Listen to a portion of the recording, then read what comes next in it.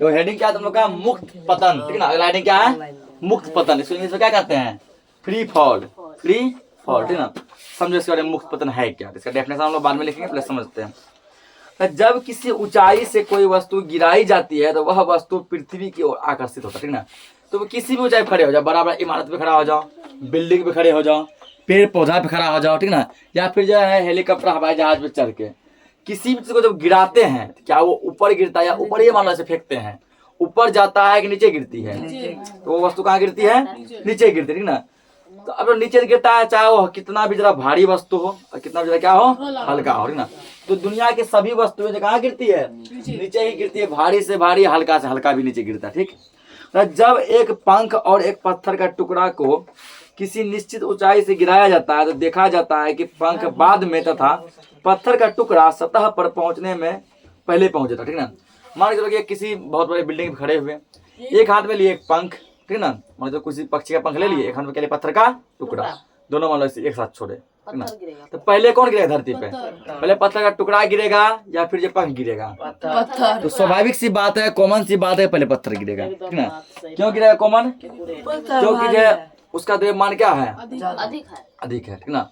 अब पंख का द्रव्यमान क्या है? कम है। अगर मान के चलो कि द्रव्यमान के कंडीशन में देखा जाए, ठीक ना, द्रव्यमान कंडीशन में देखा जाए तो कल हम लोग क्या पढ़े थे? कल जो एक फॉर्मूला हम लोग पढ़े थे यहाँ पे कि ए बराबर एफ बाई एम, पढ़े थे ना। अगर द्रव्यमान मान लो कम होगा तो तुरंत क्या होगा? ज्यादा होगा, ठीक ना। तो इस प्रकार यदि देखते हैं, अगर इस रूल का यदि हम पालन करते हैं, इस फॉर्मूला का, तो पंख का द्रव्यमान बहुत ही कम है, इतना कम है, इतना कम है, हाथ में लेते लगता है कुछ भी वेट नहीं है, ना, साफ जीरो है। तो अगर पंख का द्रव्यमान मान लो कम है तो पंख का त्वरण क्या होगा? ज्यादा होगा, त्वरण एक्सीलरेशन होगा ना ज्यादा। तो इस प्रकार तो यानी पंख में स्पीड जो है, तेज गति जब वो ज्यादा होगा तो पंख तो पृथ्वी पहले पहुंचना चाहिए था, ठीक ना। इस तरह का बेसिक कॉन्सेप्ट है ना, ये वो कॉन्सेप्ट है जो कल बताया है। अगर पंख का द्रव्यमान जीरो है तो त्वरण इसका क्या होना चाहिए? ज्यादा होना चाहिए, अधिक होना चाहिए, ठीक ना। अगर त्वरण ज्यादा है तो पृथ्वी पे पहले किसको पहुंचना चाहिए? पंख को पहुंचना चाहिए था ना। और यदि और मान लीजिए पत्थर का द्रव्यमान पंख के क्रम में ज्यादा है, पत्थर का द्रव्यमान पंख के क्रम में क्या है? इसका त्वरण क्या होगा? कम होगा। इस प्रकार जब पत्थर को बाद में पहुंचना चाहिए था ना। लेकिन हम लोग क्या देखते हैं कि पत्थर पहले पहुंच जाता है, जबकि पंख क्या होता है? बाद में पहुंच जाता है। और वही कंडीशन जब धरती और पत्थर के बीच लेते हैं तो धरती पत्थर को अपनी तरफ खींच लेता है, लेकिन पत्थर जो धरती को अपनी तरफ नहीं खींच पाता है। रीजन, इसका रीजन ये है कि पत्थर का द्रव्यमान कम है ना। पत्थर का द्रव्यमान कम है तो पत्थर में वेग ज्यादा होगा, वेग ज्यादा होगा तो वो आसानी से धरती को खींचा जाता है, ठीक ना। लेकिन धरती का द्रव्यमान पत्थर के कंपेयर बहुत जीरो है ना, द्रव्यमान बहुत ज्यादा है ना, जिसके कारण तुरंत एकदम जीरो हो जाता है। क्या होता है? जीरो। इसलिए एक इंच भी, एक सेंटीमीटर भी अपनी जगह से हिलता तक नहीं है, ठीक है ना। यहाँ हम क्या देखते हैं, जब पत्थर और पंख को गिराते हैं तो पंख बाद में पहुंचता है और पत्थर क्या होता है? पहले पहुंचता है, ठीक है ना। तो यहाँ पहले पहुंचता है। इससे अनुमान लगाया जाता है कि अलग अलग द्रव्यमान के पिंडों को यदि समान ऊंचाई से गिराया जाए तो पृथ्वी के सतह पर पहुंचने में अलग अलग समय लगेगा, ठीक ना। अगर मान लीजिए कि जो जितना भारी होगा उसको ऊपर से गिराएंगे तो वो पृथ्वी पर उतना ही जल्दी पहुंचेगा ना। और जो जितना हल्का होगा उसको यदि पृथ्वी पर गिराएंगे वो उतना ही बाद में पहुंचेगा। अलग अलग द्रव्यमान के चीजों को, जैसे, ठीक ना, जैसे मान लीजिए कि किसी छत पे चढ़े, एक लिए 10 kg का चीज है, एक लिए 5 kg का चीज है, एक लिए 1 kg का चीज है, ठीक ना, एक लिए 50 ग्राम का चीज है। और चारों को यदि एक साथ फेंका जाए, चारों पांचों, सबसे पहले 10 kg वाला चीज पहुंचेगा ना, तब 5 kg, तब 1 kg और तब 50 ग्राम, ठीक ना। तो वही यहाँ बोला है कि इससे यह पता चलता है कि अलग अलग द्रव्यमान का वस्तु जो है धरती पर पहुंचने में अलग अलग समय लेगा। लेकिन यह धारणा गैलीलियो के प्रयोग से पहले थी। एक बहुत बड़े वैज्ञानिक थे जिसका नाम था गैलीलियो। क्या नाम था? गैलीलियो ने क्या किया था? दूरबीन का आविष्कार किया था। और ऐसा माना जाता है कि गैलीलियो ही दूसरा जन्म में न्यूटन बनकर आया। गैलीलियो ही दूसरा जन्म में क्या बनकर आया? न्यूटन बनकर आया, ठीक ना। ये जो गुरुत्वाकर्षण वगैरह खोज जो चल रहा है, इसके बारे में पहले गैलीलियो ही खोज कर रहे थे, लेकिन ये पूरा खोज कर नहीं पाए और इसका देहांत हो गया। क्या हो गया? देहांत हो गया। तो इसी के खोज को आगे किसने बढ़ाया? न्यूटन ने बढ़ाया, ठीक ना। न्यूटन जो शुरू से नहीं खोज किया था, जहां तक गैलीलियो खोज कर गया था वहां से गैलीलियो के खोज को क्या बढ़ाया? आगे बढ़े ना। और देखो अजीब इत्तेफाक ये है कि जिस साल गैलीलियो की मृत्यु हुई उसी साल न्यूटन का जन्म हुआ, ठीक ना। यानी जिस साल न्यूटन, जैसे मान के चलो अभी 2025 चल रहा है ना, अगर 2025 में गैलीलियो का देहांत हुआ तो उसी के जो है 1-2 महीना के ऊपर नीचे ना 1-2 महीने के बाद क्या हुआ कहीं दूसरी जगह न्यूटन का जन्म हुआ। तो उस समय ना तो 1600 कुछ ईस्वी जो भी था, तो जिस साल जो है गैलीलियो की मृत्यु हुई, जैसे गैलीलियो की मृत्यु हुई उसी साल मृत्यु के 2-3 महीने बाद न्यूटन का क्या हुआ, जन्म हुआ। तो लोग सब ऐसा कहने लगा कि गैलीलियो ही दूसरे जन्म में क्या बनकर आया, न्यूटन बनकर आया, और इन्होंने गैलीलियो के काम को आगे बढ़ाया। तो गैलीलियो को छोटा मोटा साइंटिस्ट नहीं था, ठीक ना, ये बहुत बड़ा साइंटिस्ट था। आज हम लोग दूरबीन टेलीस्कोप जो भी देखते हैं, ठीक ना, वो सब किसका खोज है, टेलीस्कोप से बहुत दूर का देख लेते हैं, गैलीलियो का ही खोज है, ठीक ना। और ये बहुत सारे खोज किए थे। तो जब तक गैलीलियो प्रयोग नहीं किया था तो गैलीलियो के प्रयोग से लोग ऐसा मानता था कि अलग अलग द्रव्यमान का वस्तु पृथ्वी पर पहुंचने में अलग अलग समय लेगा। जो जितना भारी होगा वो उतना पहले पहुंचेगा, जो जितना हल्का होगा वो उतना ही लेट से पहुंचेगा। फिर आए गैलीलियो साहब, ठीक ना। अब गैलीलियो क्या क्या प्रयोग किए, गैलीलियो जब प्रयोग किए, गैलीलियो ने अपने 3 अलग अलग द्रव्यमान के लोहे के गेंद को एक साथ पीस की मीनार से गिराया। एक बहुत बड़े पीसा की मीनार से गिरा, ठीक ना। एक बहुत बड़े मीनार पे, पीसा की मीनार पे खड़ा हो गया, लोहा का 3 गोला लिया, ठीक ना। वो तीनों अलग अलग द्रव्यमान का था, एक ज्यादा भारी था, एक मीडियम भारी था, एक क्या था, कम भारी था, ठीक ना। एक बहुत कम था, एक बहुत क्या था, ज्यादा था, एक दोनों के बीच का एवरेज था, मीडियम था। तीनों जो है लोहे की वस्तु को लेकर पीसा की मीनार पे, बहुत ऊंची मीनार पे चढ़ गया। उन्होंने पाया कि एक ही समय में गेंद पृथ्वी की सतह पर पहुंच गया। जब तीनों को गिराया गया, तीनों अलग अलग द्रव्यमान के लोहे के गेंद को गिराया गया, एक बहुत भारी, एक बहुत हल्का, एक बीच के, ठीक ना, जो ना ज्यादा भारी था ना ज्यादा क्या था, हल्का, मीडियम था, एवरेज था। तीनों ही गेंद को जब गैलीलियो ने क्या किया, एक मीनार पे जब गिराया तो तीनों गेंद पृथ्वी पर एक साथ पहुंच गया। जो भारी था वो भी, जो हल्का था वो भी, जो मीडियम था वो भी, तीनों एक साथ पहुंच गया। तो गैलीलियो साहब यह निष्कर्ष निकाले, यदि हवा का प्रतिरोध नगण्य हो, ठीक ना, यदि हवा का प्रतिरोध नगण्य हो तो एक साथ पृथ्वी की सतह पर वस्तुएं पहुंचेगी। आप पूछेगा सब प्रतिरोध क्या है, हल्का समझो इसके बारे में, ठीक ना। इसे तो जितना ज्यादा समझेगा ना उतना ज्यादा तुम एग्जाम लिख पाएगा। प्रतिरोध, प्रतिरोध का मतलब होता है ना रोकना। क्या होता है, रोकना, ठीक ना। कहता है यदि हवा बिल्कुल जीरो हो जाएगा, क्या हो जाएगा, नगण्य मतलब जीरो। यदि हवा बिल्कुल भी 1% भी नहीं चलेगी, यदि हवा बिल्कुल क्या हो जाएगा, नगण्य हो जाएगा, जीरो हो जाएगा, तो तुम कितना भी भारी का वस्तु गिराओ वो पृथ्वी पर एक साथ पहुंचेगा, ठीक ना। अभी देखते हैं हम लोग जो गिराते हैं तो कोई चीज जो जितना भारी होता है वो धरती पे उतना पहले पहुंच जाता है ना, और जो जितना हल्का होता है वो धरती पे उतना ही लेट से पहुंचता है। इसका रीजन है प्रतिरोध। किसका प्रतिरोध, हवा का प्रतिरोध। प्रतिरोध का मतलब होता है रोकना। हवा जो क्या होता है, जितना तेज गति से बहता है वो गेंद को, गिरने वाली वस्तु, जरूर है गेंद, कोई भी वस्तु जो गिराते हैं, गिरने वाली वस्तु को क्या होता है, तेज गति से क्या करता है, रोकता है। और रोकता जब जैसे रोका तो रोका, जो मान के चलो जो भारी वस्तु है उसको नहीं गुदानता है, तोड़ले फाड़ले पकड़े नीचे गिर जाता है। जो हल्का वस्तु है उसको रोक लेता है, वो धीरे धीरे धीरे धीरे धीरे ना आराम से बैलगाड़ी की चाल में नीचे गिरता है। और जो मान लो भारी है वो जो है सुपर एक्सप्रेस ट्रेन की चाल में नीचे गिरता है, ठीक है ना। जैसे मान चलो कि जो रस्सी को कभी खेले हैं, ठीक है ना, रस्सी खींचने वाला, क्या देखते हैं, कुछ बच्चे उधर भी होते हैं, कुछ बच्चे इधर भी होते हैं, दोनों रस्सी खींचता है, ठीक है ना।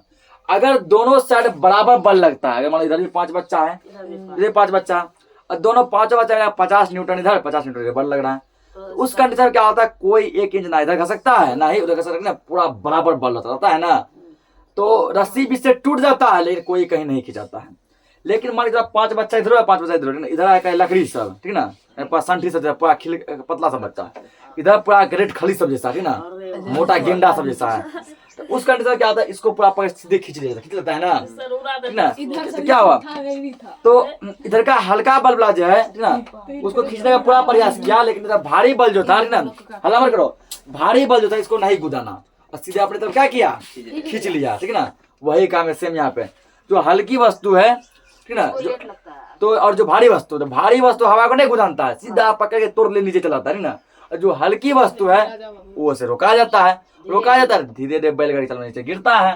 वही यहाँ पे गैलीलियो साहब बोले, ठीक ना, गैलीलियो जी बोले कि यदि जो है यदि हवा का प्रतिरोध, यदि प्रतिरोध नगण्य 0 हो जाएगा, ठीक ना, तो सभी वस्तुएं क्या होगी, एक साथ पहुंचेगी। चाहे तुम जो ऊपर से ट्रेन को एक गिरा दो, चाहे ट्रेन को गिराओ कि तुम साइकिल को गिराओ, ठीक ना, चाहे खुद गिरो, सब एक साथ गिरेगा। कब?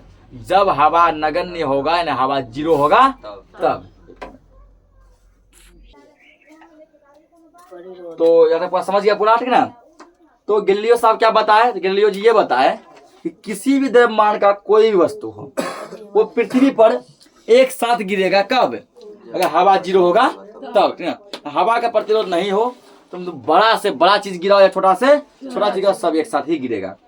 अतः तो इस प्रकार अगर गैलीलियो के कॉन्सेप्ट को ध्यान में रखते हुए देखा जाए, तो अतः पंख तथा पत्थर का टुकड़ा भी एक साथ ही पृथ्वी पर तभी पहुंचेगा जब हवा का प्रतिरोध नगण्य मान लिया जाए। नगण्य मतलब क्या होता है? 0। नगण्य मतलब नगण्य मतलब कि देखने लायक नहीं, बिल्कुल नगण्य सब नाम से बताना। गण्य मतलब गिनने लायक नहीं है। गिनती कहाँ से स्टार्ट करते हैं हम लोग? 1 से करते हैं ना। नगण्य मतलब गिनने लायक भी नहीं, गिनने से भी कम है। क्या? 0।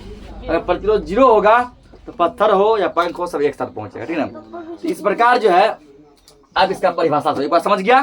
वो जितना कुछ समझा है, ठीक है ना, वो हम लिखा भी सकते थे, लेकिन समझा लिया, दिमाग में घुस गया है तो लिखाना जरूरी नहीं है। अगर लिखाएंगे, ठीक ना, तो समझो पूरा लिखाते थे, 2 बोर्ड मिटाना पड़ जाएगा, नहीं पड़ जाएगा? 2 बोर्ड लिखाएंगे, पूरा भरेगा, फिर मिटाना पड़ जाएगा। तो कम समझाए हैं, कितना समझा रहे हैं? सोचो यदि टोटल लिखा दिया जाए कितने जाएगा वो। अब जो मेन पॉइंट जो लिखाने लगे एक्चुअली वो देखो। इस प्रकार जो वस्तुएं पृथ्वी की ओर अपने गुरुत्व बल के कारण गिरती है। किस बल के कारण? गुरुत्व बल के कारण। आपस में गुरुत्व बल क्या है? तो गुरुत्व बल गुरुत्वाकर्षण बल है, ठीक है। उसको 2-3 नाम कहते हैं, या तो गुरुत्व बल बोलो, या गुरुत्वाकर्षण बल बोलो, या वनली गुरुत्वाकर्षण बोलो। क्या बल मत लगा, गुरुत्वाकर्षण, गुरुत्व बल, गुरुत्वाकर्षण बल एक के नाम है उसका। और यह घटना मुक्त पतन कहलाती है। कोई भी वस्तु गुरुत्व बल के कारण धरती पर गिरती है, यह घटना मुक्त पतन कहलाती है, ठीक ना। गिरते समय वस्तु की दिशा में कोई परिवर्तन नहीं होता है, लेकिन पृथ्वी के आकर्षण के कारण वस्तु के वेग में परिवर्तन होता है। दिशा में कोई परिवर्तन, तुम नीचे ऊपर से नीचे गिरेगा ना, वो नीचे ही गिरेगा, ऐसा बाएं गिरेगा या फिर दाएं गिरेगा। तुम जहां सीधे गिराएगा ना, वो वहीं गिरेगा, सीधा सॉलिड गिरता है, गिरता है ना। तो इसमें क्या होता है, इसमें मुझे ना पृथ्वी के आकर्षण में कोई परिवर्तन नहीं होता, लेकिन वस्तु के वेग में परिवर्तन होता है। अलग अलग वस्तु में अलग अलग वेग होता है ना। जो भारी वस्तु है उसमें वेग ज्यादा होता है, जो हल्का वस्तु से वेग क्या होता है? कम होता है। लेकिन अगर हवा को तुम 0 मान लेगा तो भारी रहे हल्का रहे, समय वेग एक समान होता है, सब धरती पे आके एक बार ही गिरता है, एक ही समय पे गिरता है ना। तो वेग में परिवर्तन त्वरण को जन्म देती है। अब देखो, तुम लोग जब पिछला चैप्टर जब पढ़ाए थे, पीछे वाला जो भी चैप्टर 1 या 2 में था, ठीक ना, तो त्वरण का डेफिनेशन ही लिखा है कि त्वरण किसे कहते हैं, लिखा है वेग में परिवर्तन की दर को त्वरण कहते हैं, लिखा है ना। वेग में परिवर्तन की दर को त्वरण कहते हैं, और इसको जो है क्या किससे सूचित करते हैं? ए से सूचित करते हैं, ठीक ना। यानी कि यह त्वरण पृथ्वी के गुरुत्वीय बल के कारण उत्पन्न होता है, इसलिए इस त्वरण को गुरुत्वीय त्वरण कहते हैं, ठीक ना। यह त्वरण जो है कहाँ से उत्पन्न हुआ? पृथ्वी के गुरुत्वाकर्षण बल के कारण, है ना। गुरुत्वाकर्षण बल के कारण जो त्वरण उत्पन्न होता है उसको कहते हैं गुरुत्वीय त्वरण, और गुरुत्वीय त्वरण को लिखते हैं स्मॉल जी से, इसे लिखते हैं जी से, ठीक ना। जो त्वरण धरती पर लगता है, गाड़ी समय काम करता है, उसको लिखते हैं ए से, एक्सीलरेशन, ए से, ठीक ना।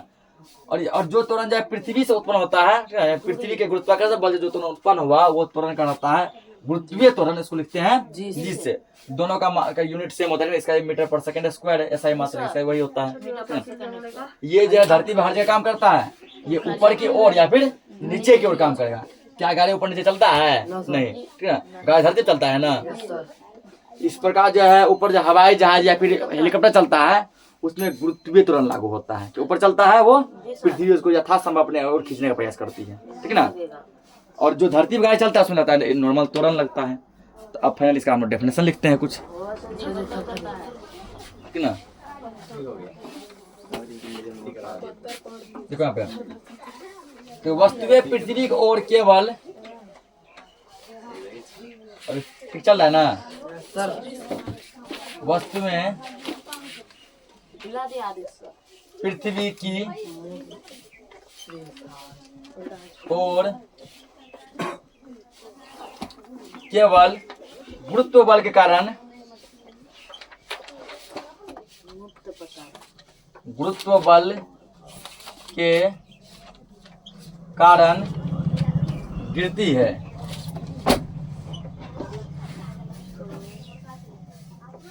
गिरती है और यह घटना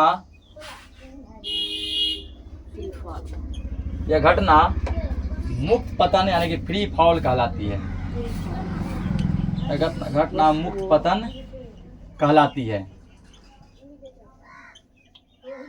इसमें समझाने वाला कोई डाउट तो है नहीं अब कि पहले टोटल पास समझा दिए हैं, ठीक है, तब लिखा रहे हैं।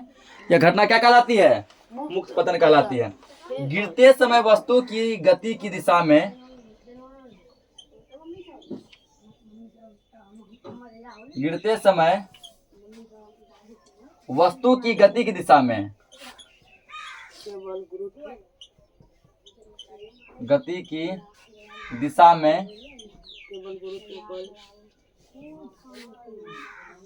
कोई परिवर्तन नहीं होता।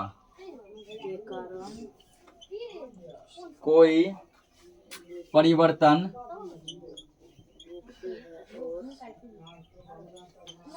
नहीं होता है।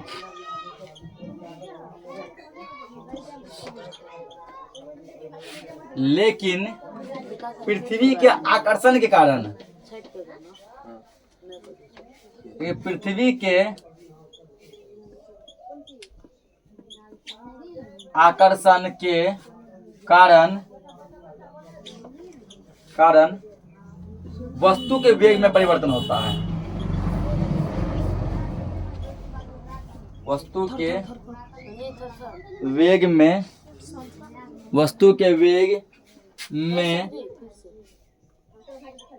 परिवर्तन होता है।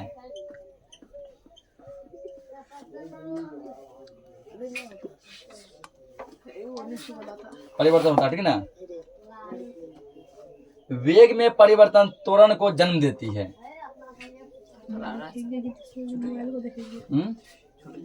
किसका छूट गया? क्या पृथ्वी के आकर्षण के कारण वस्तु के वेग में परिवर्तन होता है, ठीक ना। वस्तु की गति और वेग में परिवर्तन किसको जन्म देती है?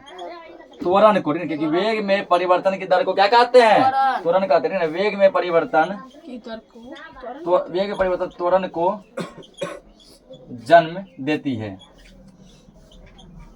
यहाँ क्या उत्पन्न हो गया? त्वरण उत्पन्न हो गया, ठीक है ना। यह त्वरण पृथ्वी के गुरुत्वीय बल के कारण उत्पन्न होती है। यह त्वरण धरती पर चलने से उत्पन्न नहीं हुआ है, बल्कि पृथ्वी गुरुत्वीय बल मतलब गुरुत्वाकर्षण बल, ठीक ना। यह त्वरण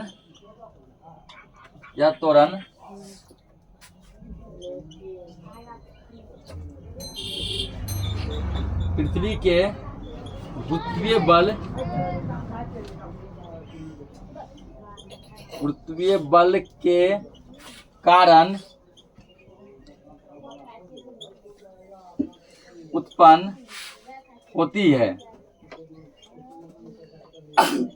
उत्पन्न होती है।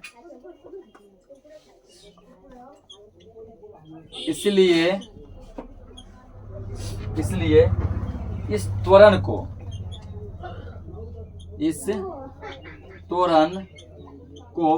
गुरुत्वीय त्वरण कहते हैं। इस त्वरण को गुरुत्वीय त्वरण, इसको जी से इंडिकेट करते हैं, जी कहते हैं।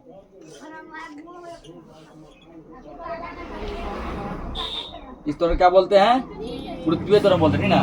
अब पूरा पाठ समझा दिया गया है, नोट करो इसको। पहला लिखो यहाँ पे गुरुत्वीय त्वरण। अभी समझे उबला टॉपिक में मुक्त पतन में, ठीक ना। अभी इसका संपूर्ण अच्छा समझो, लिखो गुरुत्वीय त्वरण, ठीक है ना। तो पृथ्वी के गुरुत्वाकर्षण बल, ठीक ना, लिखना नहीं, समझ लो। गुरुत्वाकर्षण बल को कहते हैं गुरुत्व बल। तो पृथ्वी के गुरुत्व बल के कारण जो त्वरण उत्पन्न होती है वो क्या कहलाता है? गुरुत्वीय त्वरण कहलाता है। क्या कहलाता है? गुरुत्वीय त्वरण, ठीक ना। इसको जी से लिखते हैं। नॉर्मल त्वरण को ए से लिखते हैं, स्मॉल ए से। इसको किससे लिखते हैं? स्मॉल जी से। इसका भी एसआई मात्रक वही होता है जो कि त्वरण का होता है, ठीक ना। मीटर पर सेकेंड स्क्वायर, मीटर प्रति सेकेंड स्क्वायर। इसका लिखो डेफिनेशन। देखेंगे यहाँ पे, पृथ्वी के गुरुत्व बल के कारण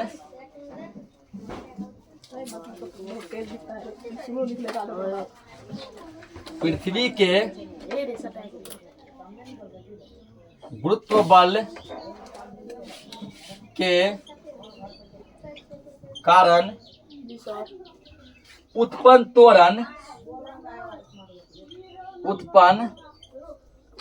त्वरण जिससे कोई वस्तु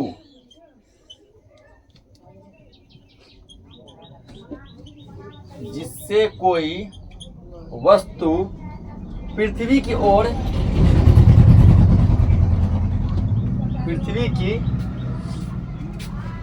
ओर आकर्षित होता है, मतलब गिरता है।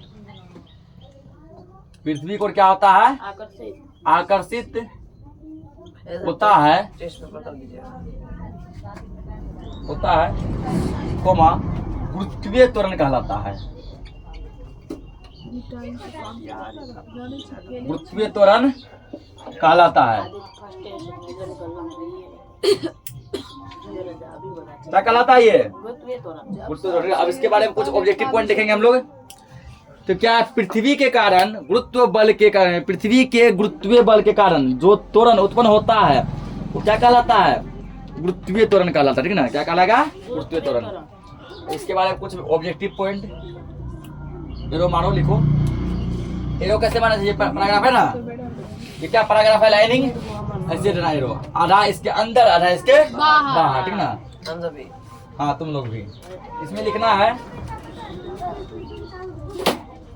इसे जी से सूचित किया जाता है, ठीक ना? पूछा गुरुत्वीय त्वरण को किसे लिखते हैं? जी से, स्मॉल जी से। इसे जी से सूचित किया जाता है,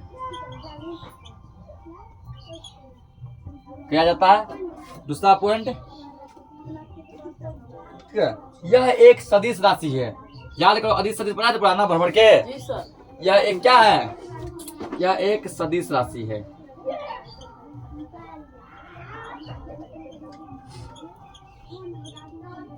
उसका पूछेगा इसका एसआई मात्रक क्या होता है? इसका एसआई मात्रक क्या होता है?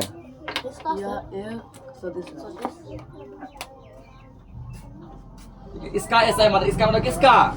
गुरुत्वीय त्वरण का, ठीक ना? इसका एसआई मात्रक तो जो होता है नॉर्मल त्वरण का, ठीक है ना? क्या होता है? मीटर प्रति सेकेंड स्क्वायर। इसका एसआई मात्रक मीटर पर सेकेंड स्क्वायर होता है।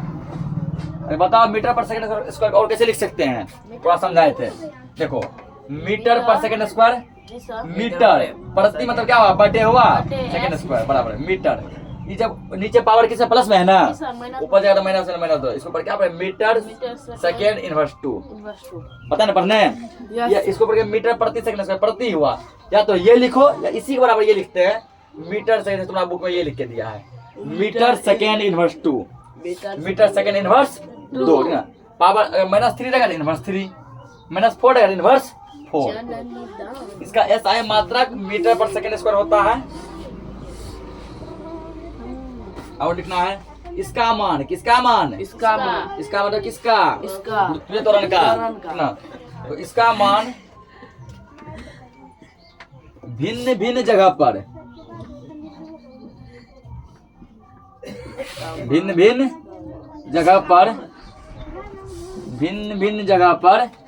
भिन्न होता है, ठीक है ना? अलग अलग जगह पर जो है ना क्या होता है? गुरुत्वीय त्वरण का मान भी अलग अलग होता है। ये सारे ऑब्जेक्टिव पॉइंट होता है ना? अलग अलग जगह पर गुरुत्वीय त्वरण का मान भी क्या होगा? अलग अलग होगा। सभी जगह इसका मान सेम नहीं होगा। एक और पॉइंट देखो लास्ट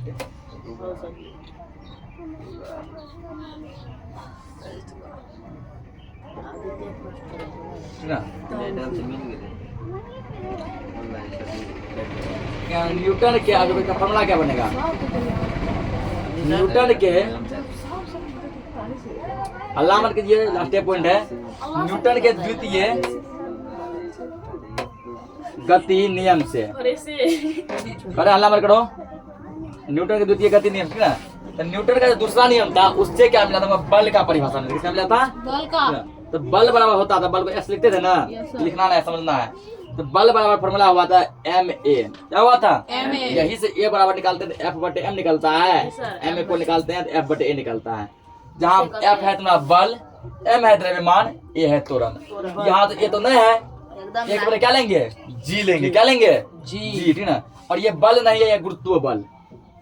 क्या होगा गुरुत्व बल, वही होगा ना। क्या लिखेंगे गुरुत्व बल, न्यूटन के दूसरे नियम से परिभाषा मिला है यहाँ पे, परिभाषा नहीं फॉर्मूला मिला है गुरुत्व बल। किसे दिखाएंगे इसको एफ से, फॉर्मूला बनेगा हाँ ये लिखना है एम जी। क्या होगा एम जी, एम ए होता था ना, ये था त्वरण, यहाँ लगे जी गुरुत्वीय त्वरण, और पहले का था बल यानी गुरुत्व बल। तो गुरुत्व बल बराबर यानी एफ इक्वल एम जी, ठीक ना। और उसका भी होता है एफ से उसको भी लिखते हैं एफ बराबर एम ए। धरती पे काम करता है, ठीक ना, नीचे चलने में, जी सर, ये ऊपर से गिरने में या ऊपर उछालने में काम करता है, ठीक ना। ऊपर से गिर या तो नीचे गिरेगा तब, ऊपर फेंकेंगे तब ये बल लगेगा, गुरुत्व बल एम जी, ठीक ना। इसके बारे में इतना लिखो, बाकी हम लोग डिस्कस अगले क्लास में करेंगे।